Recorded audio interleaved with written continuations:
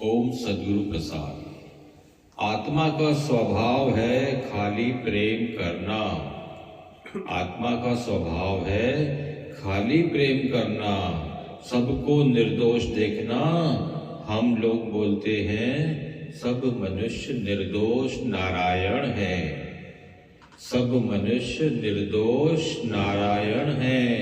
हे परमपिता परमात्मा, तू सब में है तो मेरे में दोष थोड़ी हो सकता है। दादा भगवान बोलते थे, मैं सब में भगवान देखता हूँ तो मैं भगवान के ऊपर क्रोध करूँगा क्या? मैं भगवान को गलत देखूंगा क्या? तो पहला सबक गुरु का है कि अपने साथ भगवान को रखो और सब में भी भगवान को देखो। अपने अंदर भी देखो, बाहर भी देखो।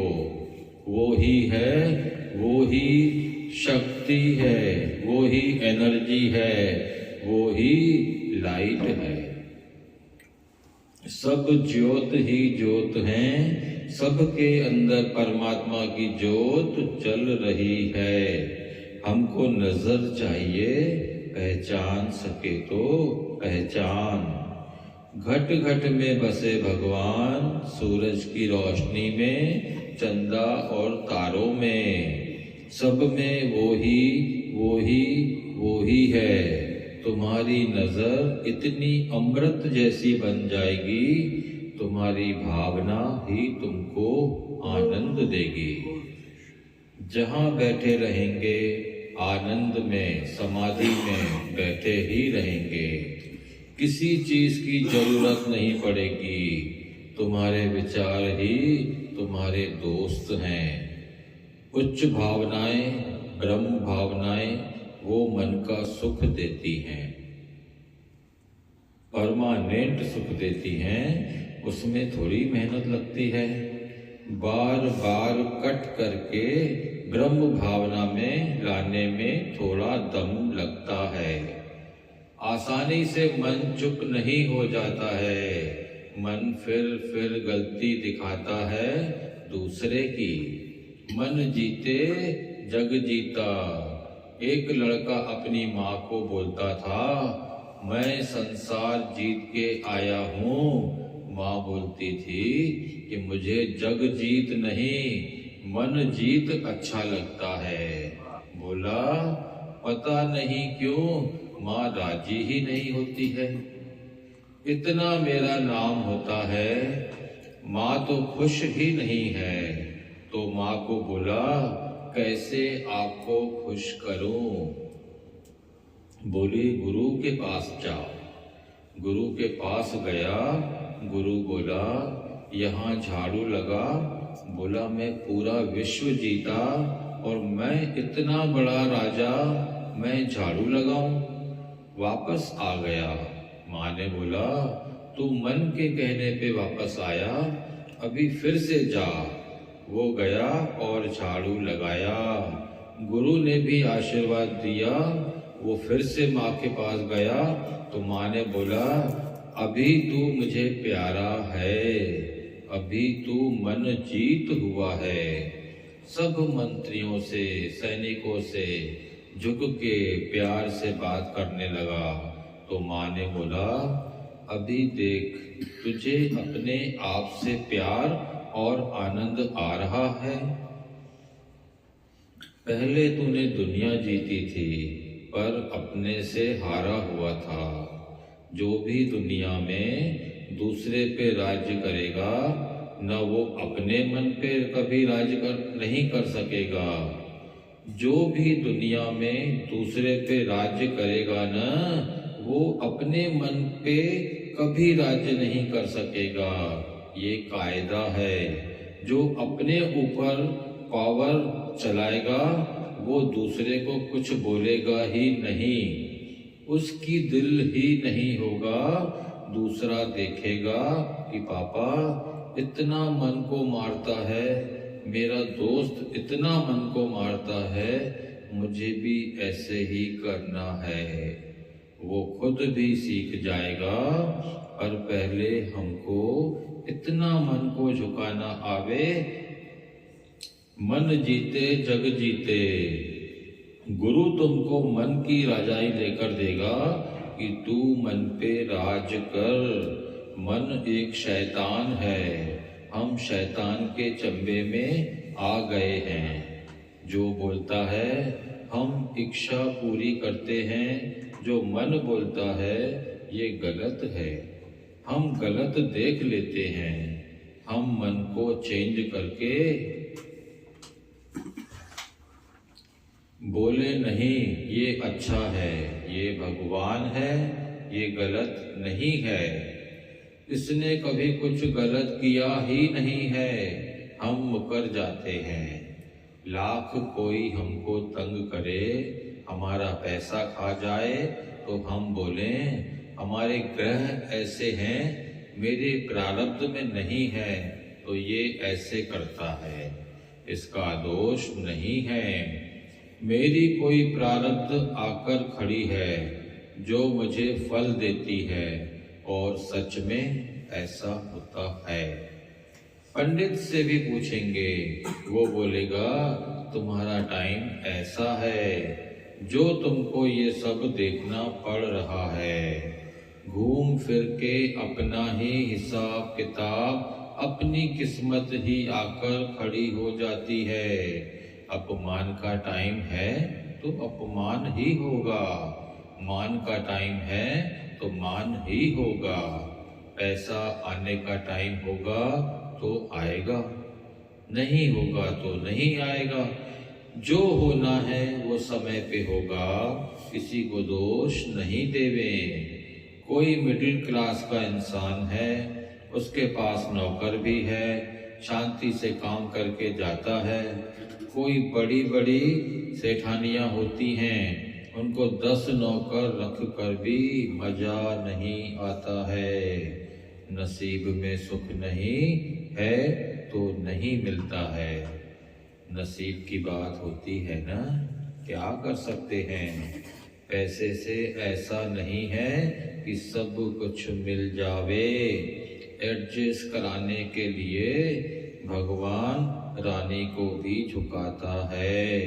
तुमको थोड़ा इनका सहना पड़ेगा। हर एक को कुछ न कुछ सहना पड़ता है। जिंदगी है ही सहन करने के लिए। भजन चला, ऐ दाता तू पूर्ण धनी, भाग्य से प्रीत तुम संग बनी। हरिओम हरिओम हरिओम हरिओम।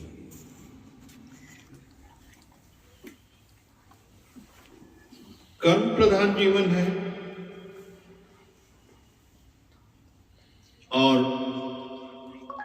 जीव ने जो कर्म किए हैं, जो जीव भाव आया है, जो विकारों से जनित कर्म किए हैं, वो सारे लेखा जोखा ग्रहों में एकत्रित हो जाता है। पूरा ग्रहों में होता है। शनि का, राहु का, मंगल का। फिर कहते हैं ये जाप करा लो, वो जाप करा लो। और उनकी दशा से ही मान और अपमान की स्थिति बनती है। कभी बहुत भारी है शनि, कभी बहुत भारी है मंगल, राहु, केतु, जितने भी हैं, ये सारे जो हैं, क्योंकि संसार में इतने जीव हैं, इनके कर्मों का लेखा जोखा कहां होगा। वो वहीं ग्रहों में एकत्रित होते जाते हैं और समय रहते इसलिए कहते हैं कि आज ये ग्रह खराब है, आज ये ग्रह खराब है, ये ग्रह खराब है। ये अपमान भी जो आता है ग्रह खराब होने की वजह से, और मान भी होता है तो ग्रह खराब होने की वजह से। धन का लाभ भी होता है तो ग्रह अच्छे हैं, आपका सम्मान होता तो ग्रह बहुत अच्छे हैं। तो ये सारा रचा हुआ खेल हमारा स्वयं का है।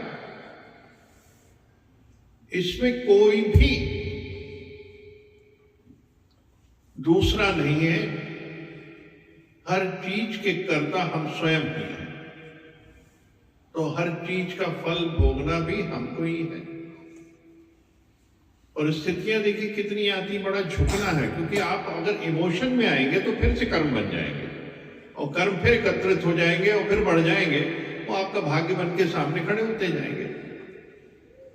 साईं भगवान तो इतना शुद्ध सरल भाषा में हम सबको समझा रहे हैं कि जीवन को सरल करो, सुंदर करो। ये जो आत्मा है वो प्योर है, इसके ऊपर ध्रुवाच्छादन है, हमने डगर कौन सी अपनानी है, इसका बड़ा ही ये हमारा जतन होना चाहिए। पुरुषार्थ है, इसको कहते हैं पुरुषार्थ, कि आत्मा तो प्योर है, शाश्वत है, अजन्मा है, सदैव से है, सर्वत्र है, और एक ज्योत है, ज्योत स्वरूप है, एक लाइट है,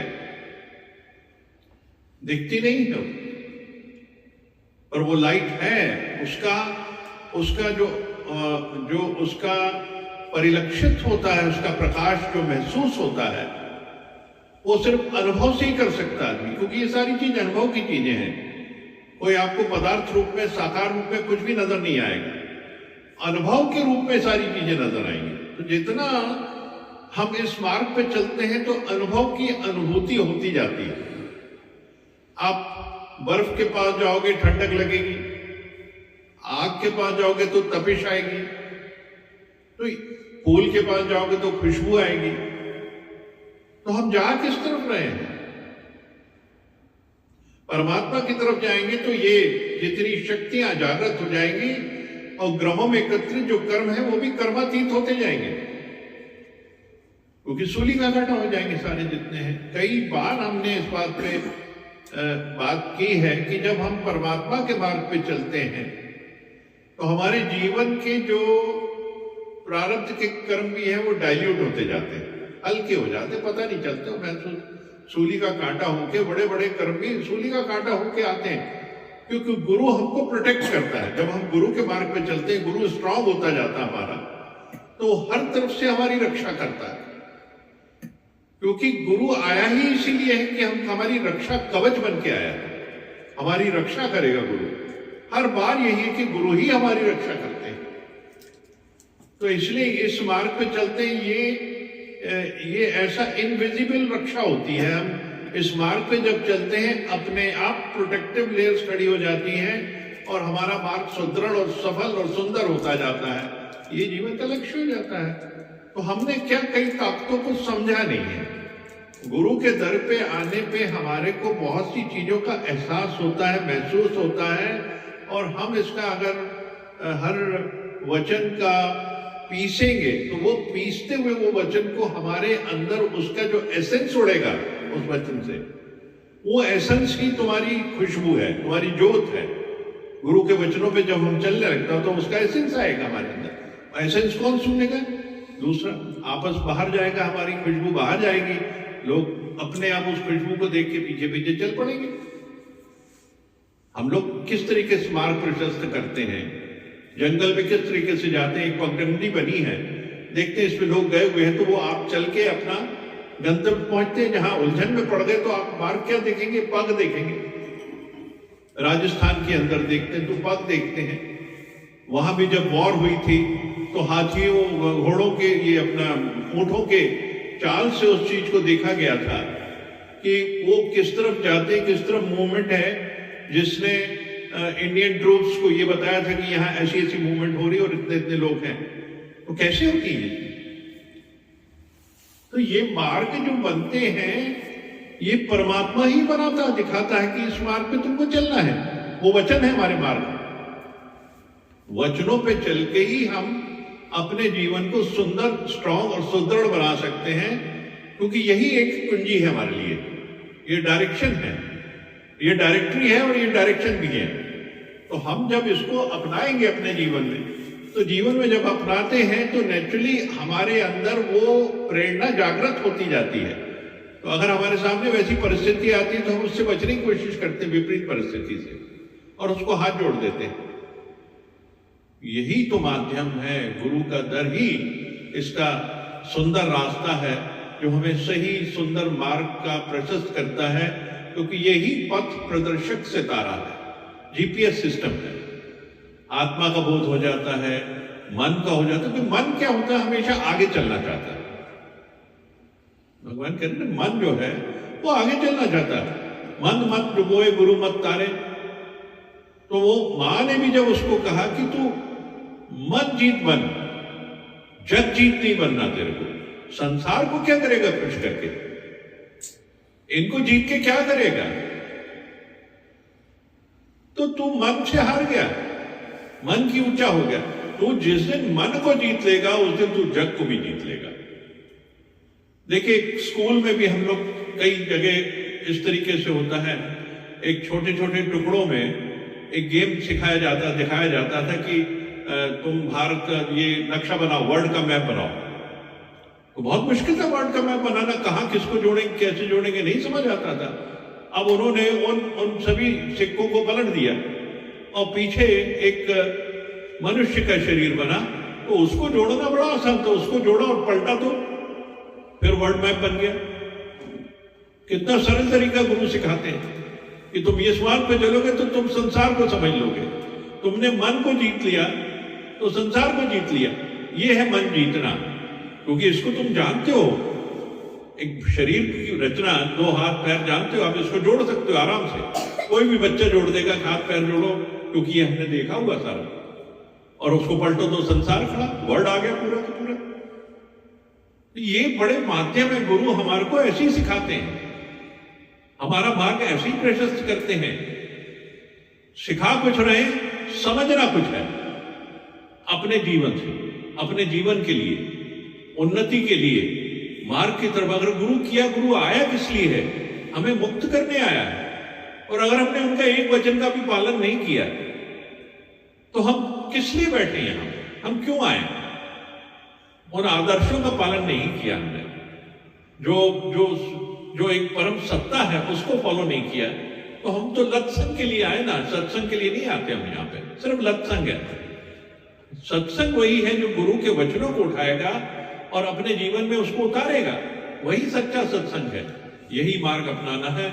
और आत्मा, मन, इनको समझो और ग्रहों को समझो। ग्रहों के जो गुण दोष नजर आते हमारे ऊपर, कभी कभी प्रभाव आता है उनका, तो ये हमारी प्रारब्ध की चीजें जो एकत्रित हैं। इसलिए हमको गुरु के मार्ग पे चलना। अपमान में भी हमको खुश रहना है, शब्द को लेना नहीं, अपमान के शब्द को, क्योंकि वो हमारी प्रारब्ध की वजह से आया है। और हम जब खुश होंगे तो वो हल्के से बाहर हो जाएगा। इसलिए शब्द को नहीं पकड़ना, अपमान के शब्द को एक बार भी नहीं पकड़ना किसी भी तरीके से, क्योंकि वो जलता हुआ गोला है। एक बार प्रवेश हो गया तो नाइट्रिक एसिड का काम करता है अंदर। अगर वो प्रवेश हो गया मान का शब्द, वो हाइड्रोक्लोरिक से भी स्ट्रांग है, वो सल्फ्यूरिक एसिड से भी स्ट्रांग है। तो इस नाइट्रिक एसिड से बचना है हमको, उस शब्द को आने ही नहीं देना। अगर किसी ने दिया है, मेरी प्रारब्ध थी इसलिए चीज आई, मैं हाथ जोड़ के नमस्कार करूं। तुमने भाव बदला और वो सारी चीज बदल जाएगी। और भाव को गलत डायरेक्शन में ले लिया, वो तुम्हारे अंदर उसका असर हो जाएगा। उस असर को बचाना है हमको। भगवान आज सारी वाणी में ही कह रहे हैं, ये तो ग्रह है, ये तुम्हारी प्रारब्ध है। तो मन को जीतो, जग को जीतोगे तो यही होगा। क्षणिक खुशी मिलती जाएगी, क्षणिक आनंद मिलता जाएगा, पर परमानेंट नहीं है। परमानेंट तो तब है जब तुम मन को जीतोगे, तब मां खुश होगी। मां कौन? परमात्मा। मां का तात्पर्य क्या? परमात्मा खुश होगा, वो परम सत्ता खुश होगी, वो दिव्य ज्योत खुश होगी कि जहां मैंने, जिस जगह मैंने प्रकाश किया है, वो प्रकाश सही स्थान पे किया उन्होंने। ऐसी बहुत सारी छोटे छोटे भगवान एग्जाम्पल देख के हमको बहुत ही सुंदर ढंग से हर बात को समझाते हैं। सबकी हमारी व्यथाएं जितनी वो हमारे सामने आती है भगवान। हरि ओम, हरि ओम, हरि ओम।